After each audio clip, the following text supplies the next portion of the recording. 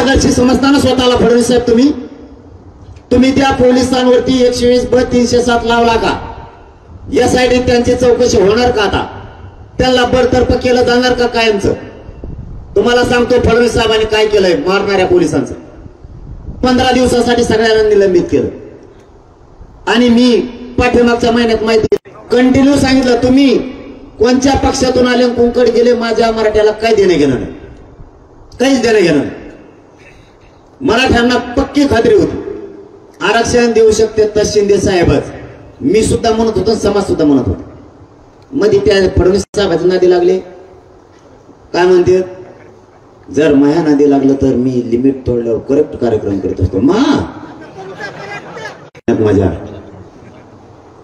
त्याने बी मध्ये एक चाल केली ती पाडली, पण बहुतेक सुई त्यांच्याकडेच असावी. ते झाड पडत येत का काय अंधारातून. यांना श्रेय घेण्यासाठी आपलं खरं सांगतो तुम्हाला, सगळ्या सोयऱ्याची अंमलबजावणी माग राहिली हो. शपथ सांगतो तुम्हाला, फक्त श्रेय घेण्यापेक्षा.